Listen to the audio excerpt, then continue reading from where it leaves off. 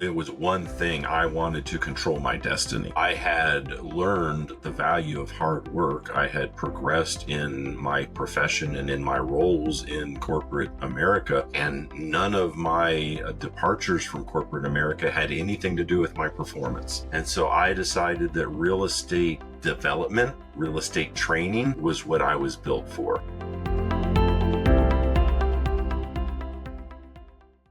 Hey everyone, welcome back to the What It Takes podcast. I'm joined today by Brent Scott. Brent, it's a huge pleasure to have you on the podcast today. We had a great first discussion, and I'm really looking forward to learning a lot more about you and talking about your journey to the audience. So huge welcome to you, my friend. How are you today? I'm well, and thank you for the opportunity to share my story. I always enjoy the chance. Yeah, it was really incredible to hear your journey from a young age up until today, essentially what you're doing as a coach primarily. So can you give the audience a little bit of an introduction in terms of what is it that you do today? Yeah, so my name's Brent Scott. Today, I am a real estate professional. I've been in the real estate industry since 2003. I am a coach. I primarily coach real estate brokers and owners and team leaders, and I coach them in the four main areas of their business, which is productivity, growth, retention, and profitability. In addition to that, I provide training and coaching on a national and regional level to real estate brokers and agents. And I'm also a fractional CEO of a large real estate brokerage in Chicago. It's awesome, man. So going back to how it all began, I mean, obviously you didn't do this your whole life. You told me a little bit about your corporate career, transitioning into real estate, back out, and then, that was quite fascinating. But talk to me about your early life. You also served in the military, amongst other things. But, going back to the beginning, what was that like for you? What shaped who you are today? Yeah. So after high school, immediately after high school, I needed to find my path. And so I decided through some variables and some different life events and circumstances that the military was going to be the option that I was going to pursue first. And so joined the military very early out of high school and was actually injured in the line of service. And as a result, was not allowed to re-enlist. And so nearing the end of my first enlistment, I needed to figure out what my next step was. And one of the compelling factors was that by that point, I was actually a single father of an infant daughter. And so getting out of the Army, I needed to figure out what the next plan was. And so that ended up being retail. And so I got into retail, and I had done retail in high school, but never, full on working for a retail organization, a national retail organization, and quickly moved into retail management. And that started my professional path, so to speak. And just to go back to the point where you became a single father straight out of the military, what was that experience like for you? I mean, I can imagine it must have been tough. It was certainly challenging, and it was also motivating and inspiring. I didn't have any choice. There were no options. Yes.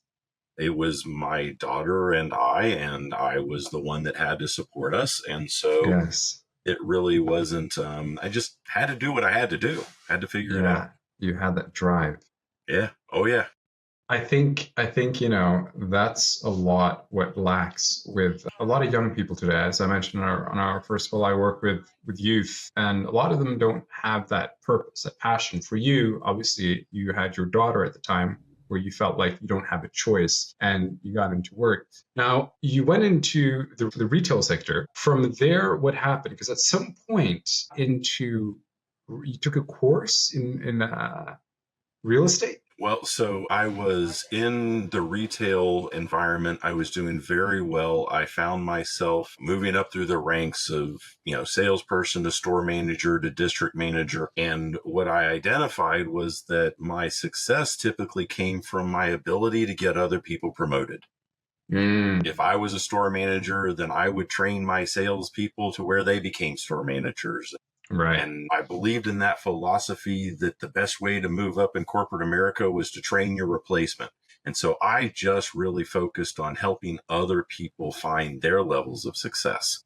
And so that's where I found my success in retail. The unfortunate And side of retail was yeah, that the job was based upon the numbers and based upon right. profitability. And so I was actually laid off 2 different times from 2 different retail organizations because they had decided that they were going to restructure their positions. And when you're in middle management, your position is oftentimes the one that's restructured first. So Hmm. after the second time of being laid off from a position that I had worked real hard to climb the ladder to get to, I decided that I needed to make a change. And so that's when I Hmm. started pursuing my real estate career. Yes. And when you decided to pursue your real estate career, did you decide that you were going to do that by yourself or did you join a company? So initially, I was going to get into real estate because I wanted to be an investor. Hmm.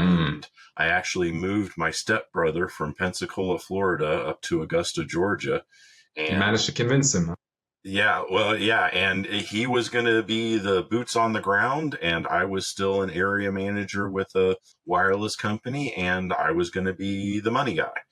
Yeah. And I moved him up on a Sunday, and on Tuesday, that's when I got laid off. And Yeah. so we decided that if we were going to do the investment side of real estate, why not go ahead and get our license and team up together? And Yeah. so the initial intent was to team up with him. And then immediately after we passed our license test, he decided that Augusta, Georgia wasn't where he wanted to be. And so he moved Mm. back to Pensacola, and I decided that I needed to get closer to family and support system. So I moved up to Virginia Beach. And that's Mm. when I launched my real estate career the first time. And I Mm. joined an organization, joined a real estate company. Yeah. And when you decided to join the real estate company, what was going into it? What was that like for you? I mean, obviously, you wanted to become an investor. What was the desire? What was the motivation? Why did you want to become an investor? Why did you want to, what fueled you? What interested you about this? Because it's a I, big change, right? From regular retail. it was one thing. I wanted to control my destiny.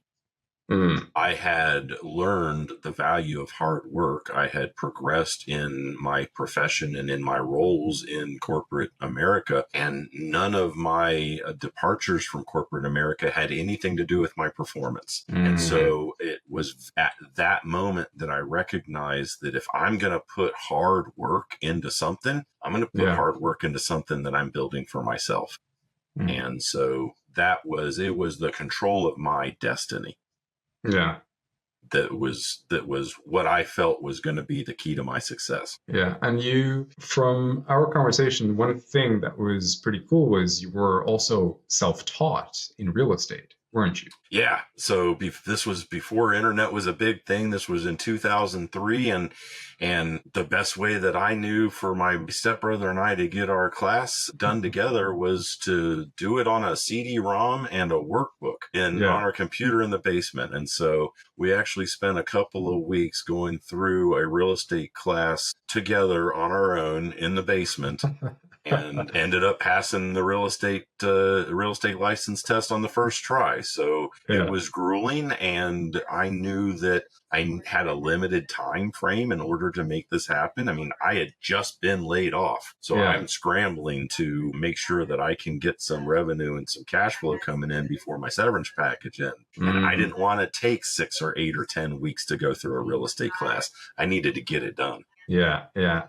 And I think that's really that motivation right there, the fact that you decided to really take that control in your hands and pursue that education instead of waiting, like you said, the 8 to 10 weeks, right? But also you didn't have the choice, right? I think that was the thing that was, and okay, so you get your real estate license, right? Yep. And you start doing real estate. What happens next for you? Man, I was doing great. I was doing all of the things that everybody told me to do. And in 18 months, I was a statistical real estate agent. I was out of Mm. the business.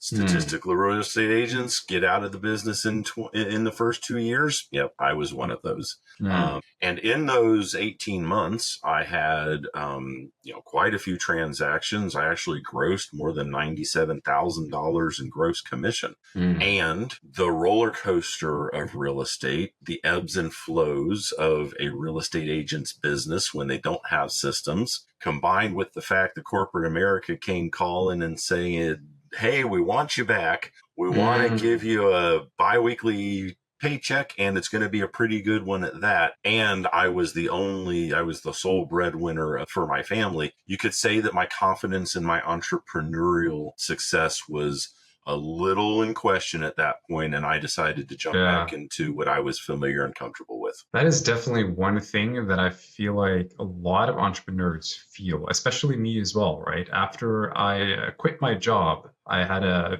pretty decent salary and I went from making good money to zero. And it took a while until I actually started making some money. And I remember the feeling of the days where I just knew I was expecting that deposit into my account and it was consistent every single month, and you start to reminisce about it. You start to think, wouldn't it be nice to go back to that?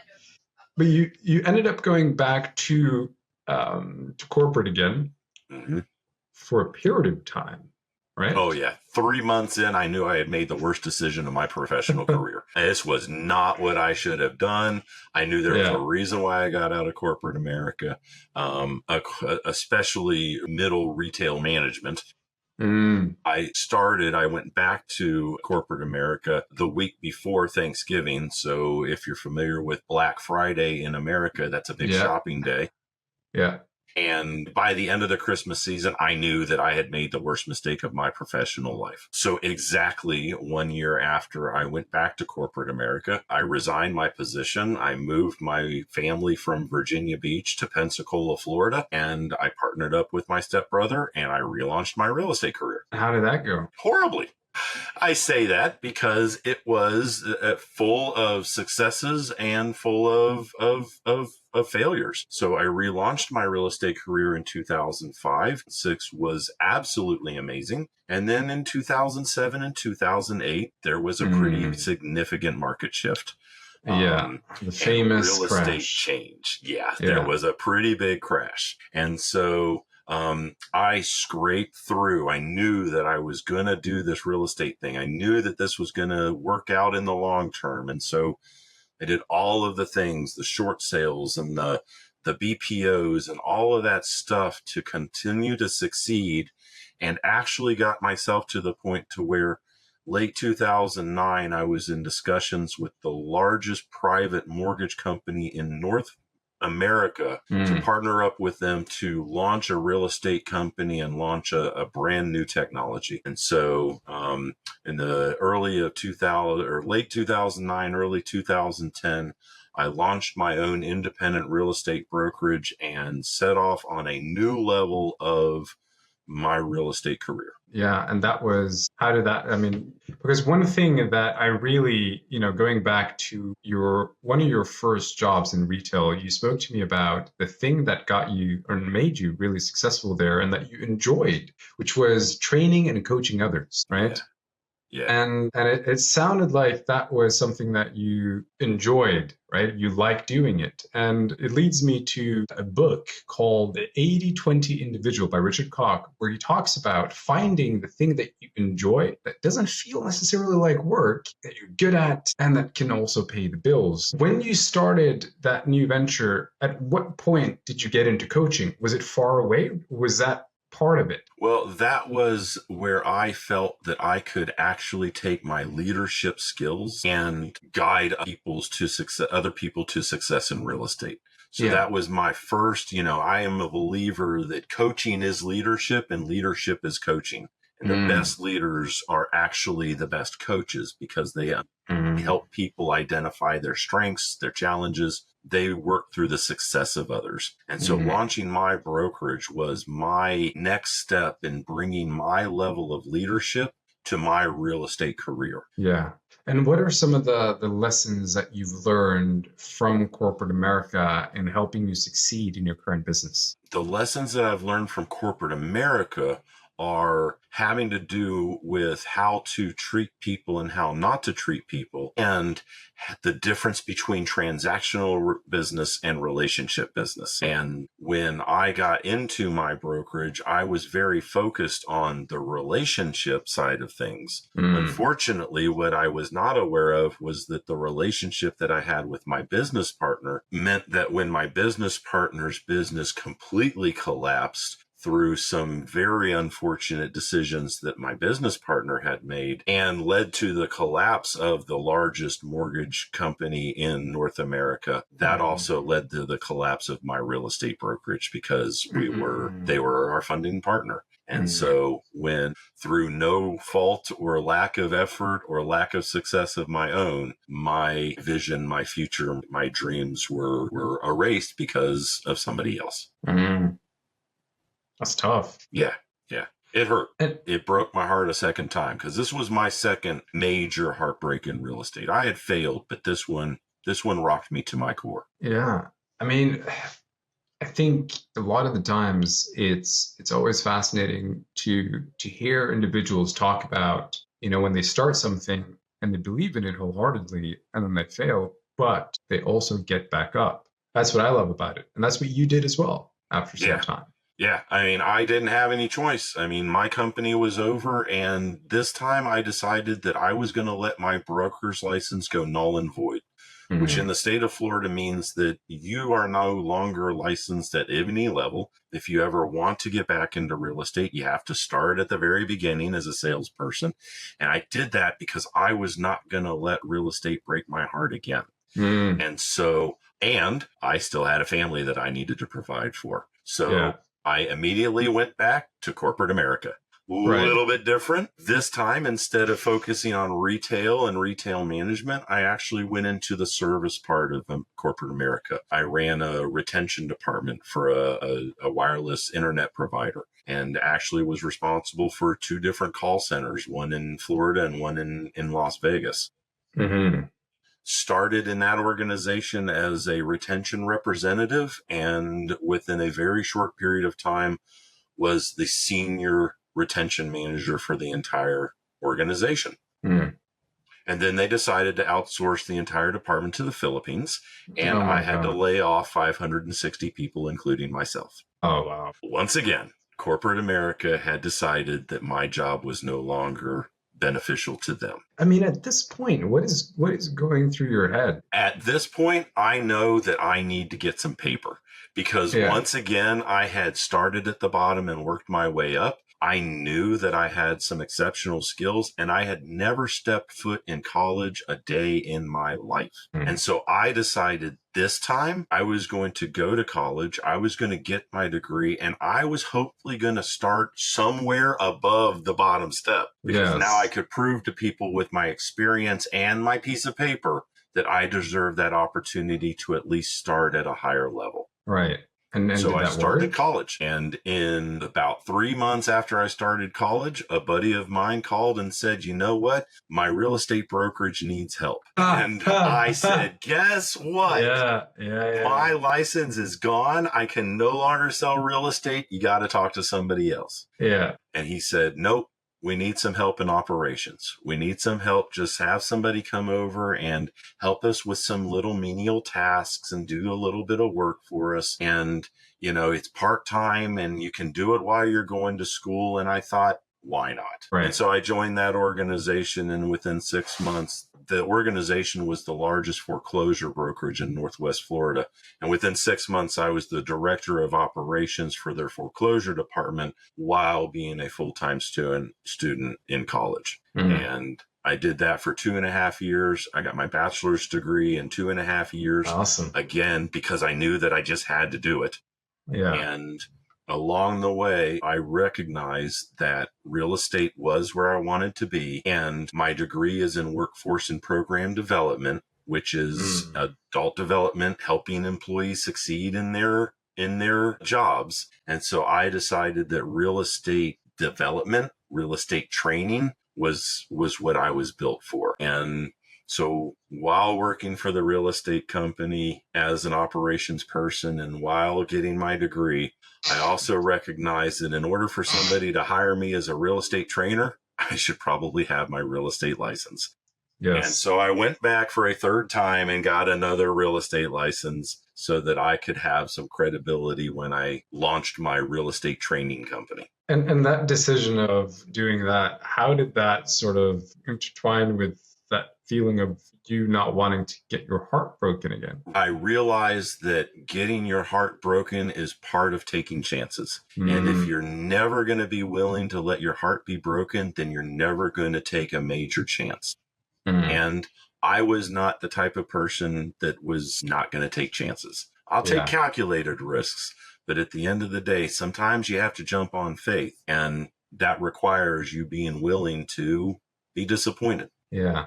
Did faith have a big part in your journey, or is that something that is? I have faith in the fact that what I believe is truly what energy you put out into the universe, you're going to get back. And I believe that, there's an expression out there that says that if you help enough people get what they want, you will have anything you could possibly dream. And so for me, I found real estate training and coaching as my way to speak the gospel of real estate, if that makes sense. It was my way to share my beliefs and my passions about what this industry can do, not only for the people that are working in this industry, but more importantly for the people that we serve. You asked earlier one of the biggest lessons that I had gotten from corporate America, and the biggest lesson that I could say I got from corporate America is that there are only two true roles or jobs in any service-based organization. You either serve the customer or you serve someone who does. That's it. And so for me, the real estate agent is the person who serves the customer. I want to serve the real estate agent at an exceptionally high level. And so that's what truly drove me to the development side of real estate. And shortly after I ended my real estate career, I joined with a real estate team. And a year after I joined with that real estate team, the CEO of that company came to me and asked me to launch a real estate coaching division within their organization because they saw my passion for development and success through others. And that's what led me to my coaching. Yeah, and that's the passion that you had from an early age, right? At the retail business. It was natural. It was natural. I knew that if I could help people succeed, I would succeed. And that's where you found your success now. That's exactly where my success now is. So today, I help 9 different real estate organizations. I coach their brokers and owners, and my success is helping them in their success. And it's not success in numbers, and it's not success in profitability. More so, it is success in reaching the vision that they have for their organization. Whatever that vision is, whatever their destiny is for their company, whether it's to retire from it, whether it's to hand off to their kids, whether it's just to run it until they can't run it anymore. I truly am passionate about helping the leaders that I serve reach the destiny of their organizations through the success of the people that they serve. Right. How do you approach that? I mean, what frameworks do you apply? How do you approach this level of coaching? So the first thing that I do is when people ask me what my superpower is, I say that my superpower is my ability to interrogate reality. And so my first thing is that I focus on helping people understand what their current reality is. Some people have a very narrow focus of their current reality. Some people have a fogged view. And so through asking a whole bunch of questions, I help people understand where exactly they are now. And then I help them understand where the gaps are between where they are now and where they ultimately want to go. Right. And then so you sort of close that gap by asking the questions. And I help them once we identify the gap, then it's quite candidly back to the questions, because people typically have the solutions to their problems. They just need to uncover them. And Right. so I can tell anybody how I think they should solve their problem, but that's not how they think they should solve their problem.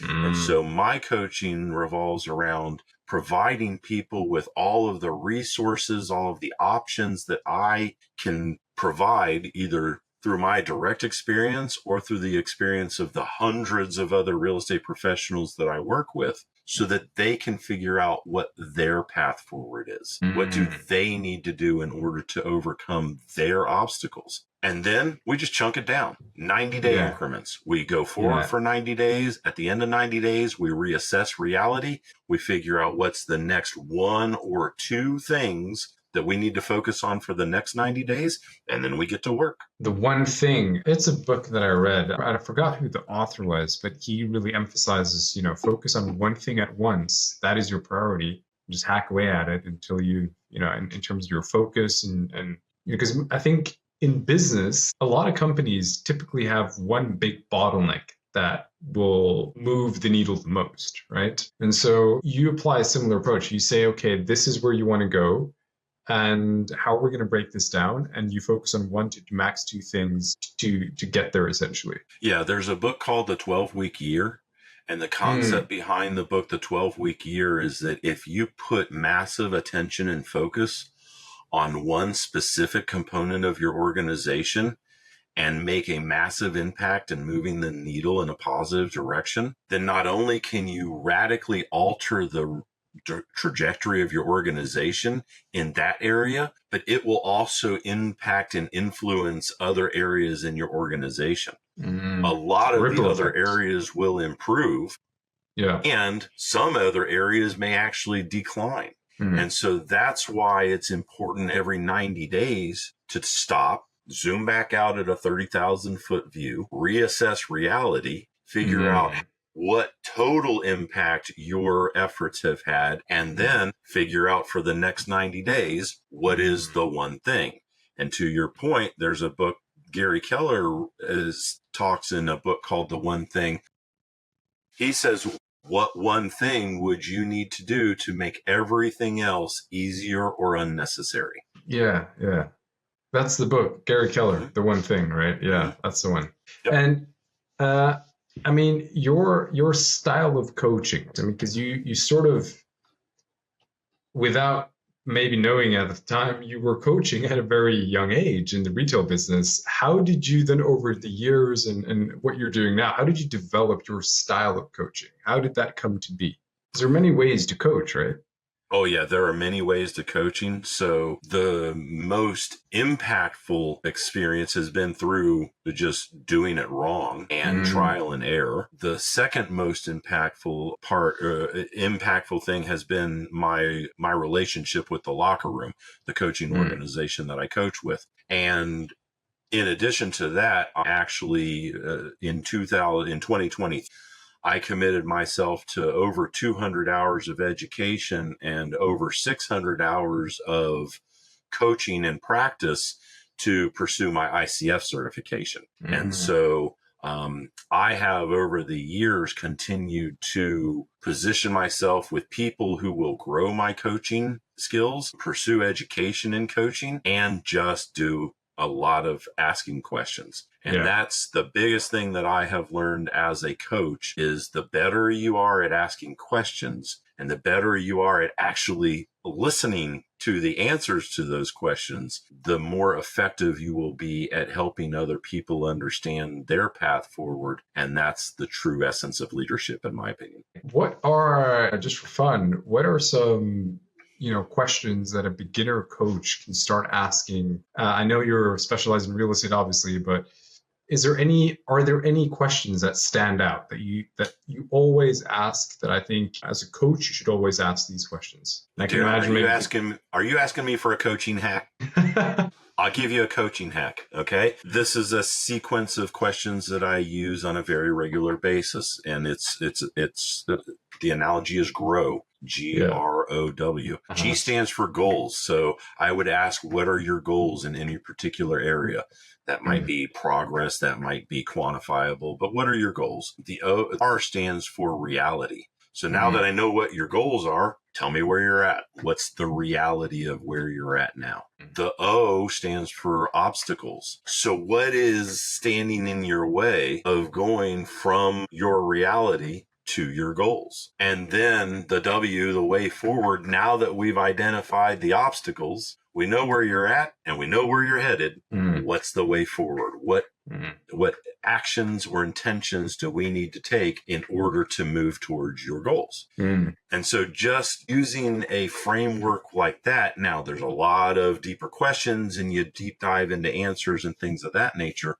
But sometimes it's just as simple as helping people visualize where they want to go, understand where they're at, and figure out what's standing in their way. I think that's a really good framework for anyone really who wants to grow in their personal lives as well, right? Absolutely. Asking that grow framework. It's for anyone who wants to achieve whatever they want. What is your goal, right? And you do the reality zoom. So where are you? Obstacles. What is actually holding you back? And I can imagine like a lot of things. And you mentioned, that's where you sort of also dig into the details as well along the way. But it could be anything from skill level to to people that you're missing on your team. It could be anything. And then what's the way forward? It's a really good way to essentially think through how are you going to reach your goals for anyone, right? Yeah. And what then in terms of then actually executing on these things, do you then create sort of, because you mentioned that you provide the resources? How do you do you have the resources? Do you outsource the resources? How do you provide the resources to move forward? Is this knowledge-based resources? I mean, what is this? It depends upon what the need is. And so sometimes people's obstacles are mindset and they just need to reframe their mindset. Sometimes people's obstacles are a lack of knowledge. And so whether it's resources through the locker room, whether it's a YouTube video or a book or anything that I have come across in my professional and personal life that might lend them a resource to help overcome that obstacle, I'm going to give it to them. And most of that is not mine. Most of it is just things that I've experienced through having so many conversations with so many different people at so many different levels. Yes.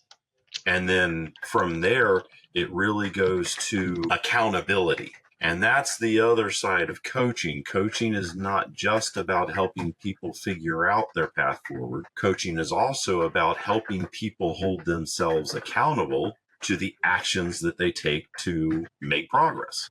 And so I'll give you a second coaching hack, and that's when I am helping people evaluate the actions that they have taken. I ask them to KISS it, KISS. And the 4 questions that I will ask are, if you look back at the actions that you've taken, this could be an open house, this could be an event, this could be literally any project that you have completed or made progress towards. What do you need to keep doing?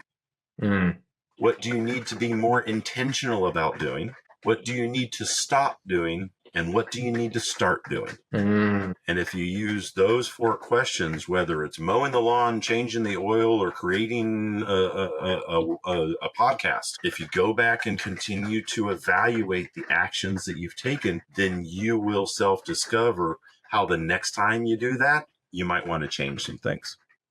Now, moving a little bit forward, Brent, obviously you've had quite the journey, right? As we discussed, from corporate to real estate, to having to leave that, back to corporate, starting real estate, back to corporate, and then now you're doing this. What's your path forward? What's your vision? Where do you hope to go from here? My path forward is in leadership, and it is in leadership through the success of others. Whether that's coaching, whether that's pursuing other opportunities as CEO or, true leaders of an organization. I haven't settled in on that because there are so many opportunities and I'm still learning about my path. My path is not set. I realized a long time ago that the moment that I think I know what 5 years from now is going to be like is the moment that everything changes. And so more so what my focus on right now is knowing where I want to be in 5 years, living the journey between now and then, and continuing to identify opportunities, continuing to be able to, put myself in new and interesting positions and meet new people. Chances Yeah. are I haven't even found out what I'll end up retiring from doing, and I'm okay Yeah. with that. Yeah. You mentioned that you had a vision for the next 5 years. What is that vision? Condo, waterfront, sunset view. That's Uh-huh. it. That is the vision. I will have my RV that I can travel with at any time.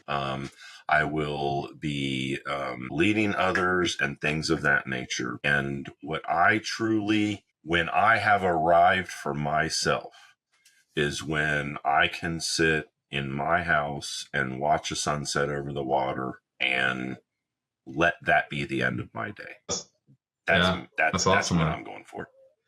One thing that I often hear, friends or even acquaintances talk about is very often people give out great advice, but they don't always follow that advice themselves or apply that to themselves. Do you notice that with you when it comes to you and your coaching? That I coach better than I do.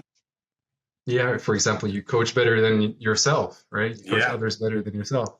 absolutely. And that's the thing about coaching, is that you're guiding people through the obstacles that are going to present themselves, through their own personal challenges. And the reality is that when you get to learn more about self, you get to understand behaviors, you get to understand energy levels, and you get Mm, to understand that while you have the ability to impact your energy, you have the ability to choose your energy.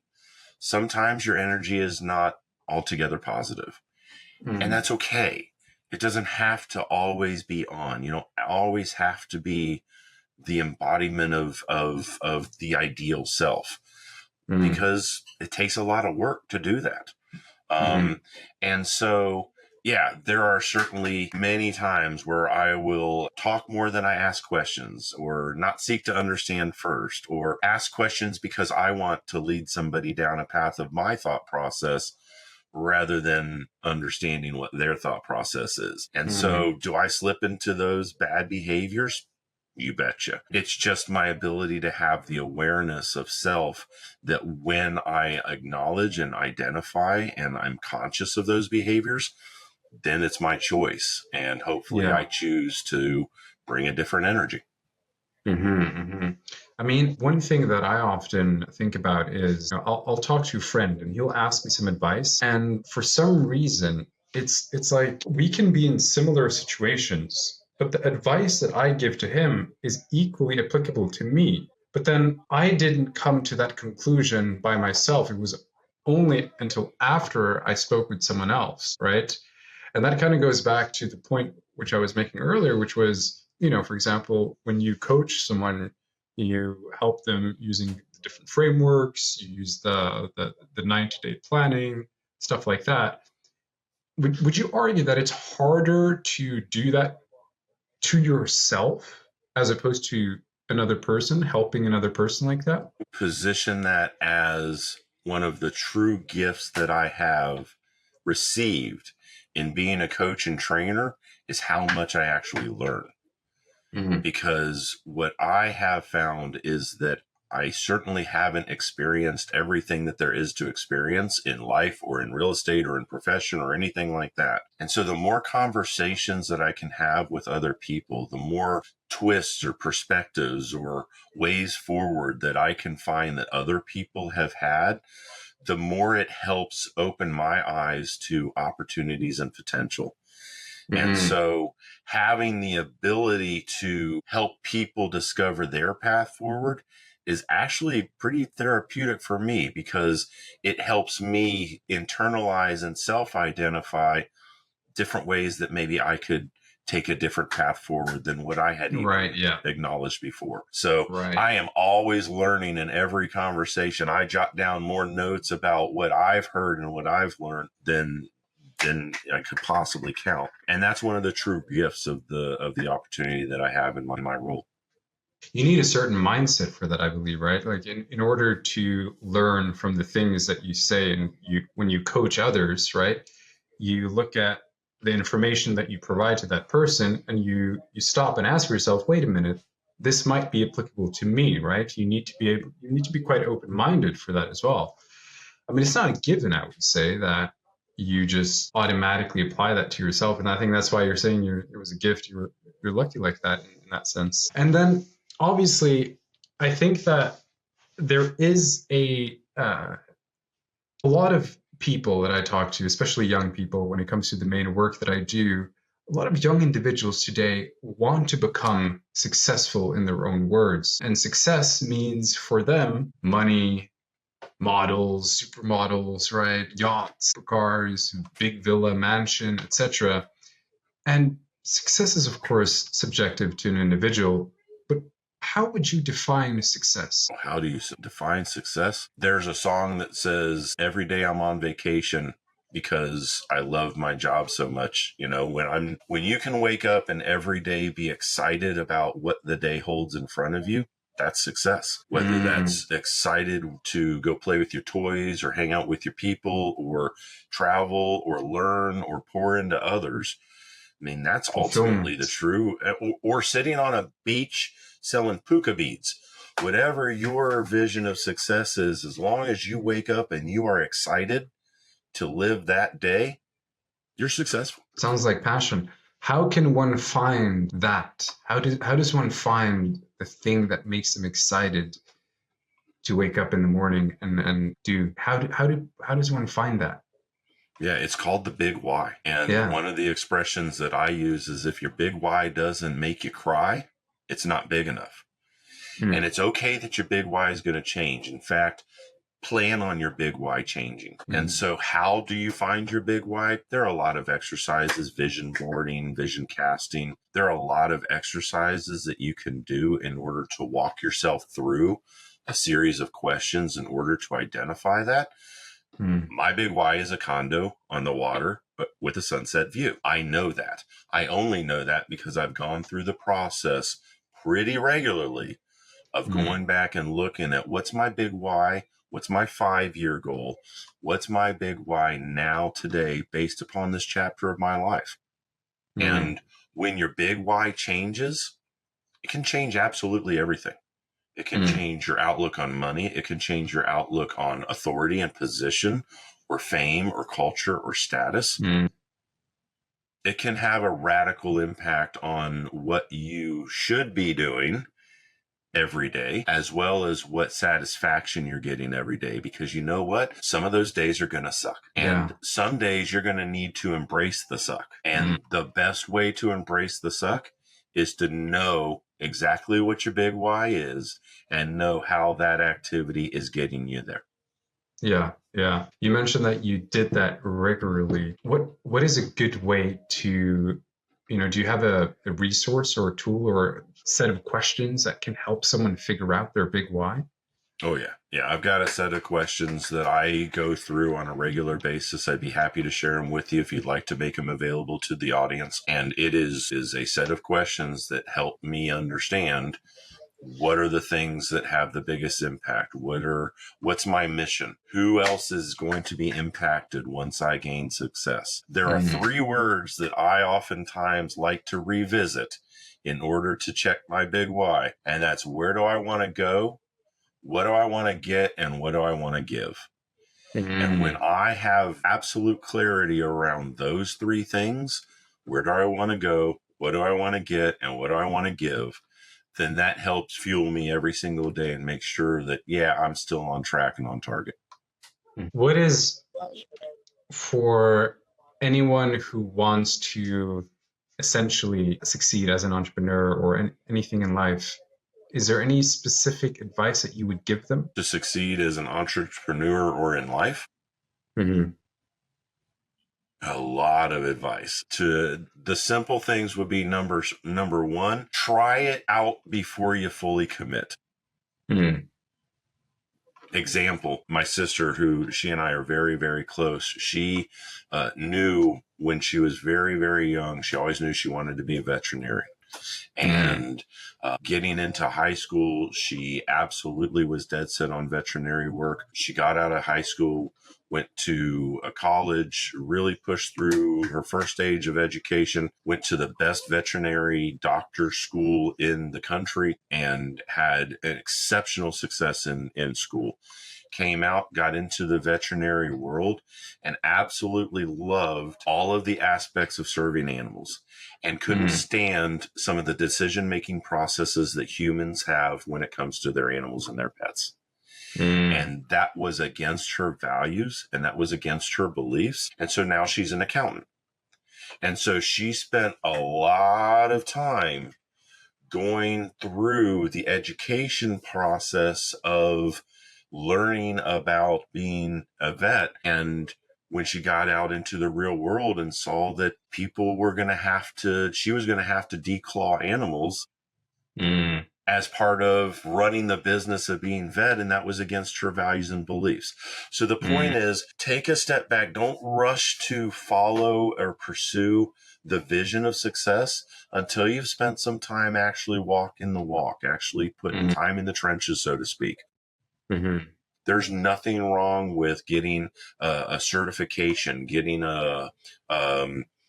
doing an apprenticeship, or learning a vocation first while you're figuring out who you are and Mm. what your why is, so that you can Mm. get on the right path.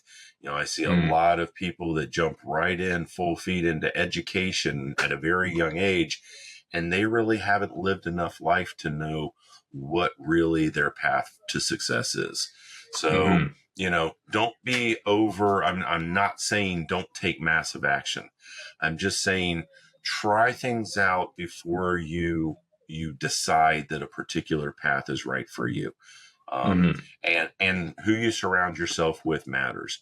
Find Mm. mentors, find role models, find a coach, Mm. find Mm. somebody who has achieved the level of success that you want to achieve, and then Mm. learn what it takes to get there and learn what it takes to maintain it. Yeah. Um, because those are sometimes very, you don't see a lot of that. You don't see all the work Mm. that it takes in order to Mm. maintain success at a high level. Mm. I think that's solid advice, especially with young individuals who are considering studying something, right? A lot of the times they feel this huge pressure that they have to study, they have to, do this because otherwise they're going to be left behind. Their friends are going to go to college. But very often there is this huge debate, really recent years, which has been around the subject of you don't need necessarily school in the beginning to succeed in life. And I think there's a lot of truth to that. And that's because a lot of people who do decide to study something end up with a degree and a job they're miserable with, right? And I think your sister did the right thing where she actually followed her values. She said no, but a lot of people, they don't, it's too scary, right? Because now they've invested, they've taken up a huge loan to study, and they're stuck in this degree and with this bachelor's or master's or whatever it is, and now they're working and they got 2 years under their belt and they think, well, this is going to be hard to quit, right? It's going to be too scary, and then they end up their whole life working something that they're not happy with. And I think that's really good what you're saying there, because a lot of young people should hear that. And final question for you today, Brent. When it comes to something that you would tell yourself, if there was one key advice or different, decision that you could have made at a younger age, what would that be for you? The biggest piece of advice that I would go back and give myself is don't commit to a path forward that is not in alignment with where you want to go. Yeah. There are too many times that we commit to paths forward because of pressure on ourselves, because of Mm. pressure on others, because of a mistaken vision of success, or Mm. because they want to achieve success in the eyes of others before they want Mm. to achieve success in the eyes of themselves. Mm. And as is the case when I first failed out of real estate, if I had stuck it out in real estate, then that would have been one more year that I would have been 1 year closer um, to success. Yeah. And in that story, within 3 months, I knew that I had made the worst decision in my professional life. Mm-hmm. So just stick to, focus on what success is, and don't don't lock yourself into one particular path, because your goals, your visions, your mission, it's going to change as you grow. And that's Yeah. okay. That's part of life. I think the biggest takeaway from this conversation really was about the why, right? It's figure out the why, and from there you will find your success. When you wake up excited, and just before we wrap up, I listened to just an excerpt of the podcast with Magnus Carlsen and Joe Rogan, and one of the things Magnus, the chess player, was saying was he literally lives and breathes chess, right? Whereas when he wakes up, that's all he thinks about. When he was in the podcast, the only thing he thought about, he was saying to Joe, he's saying, yeah, even as I'm sitting right now, I'm analyzing a game while I'm talking to you that and I said, okay, wow, that's that's someone really passionate about what they're doing, right? And I think that's a lot where that success came from. But Brent, I wanted to say a huge thank you for coming on. It was a real pleasure to talk to you and to learn about your journey, as well as the valuable lessons that you also taught, including the frameworks and where you talked about your why. I really had a blast. So thanks a lot for coming on. Thank you, Darren. It's been an absolute honor and a pleasure to have a conversation with you.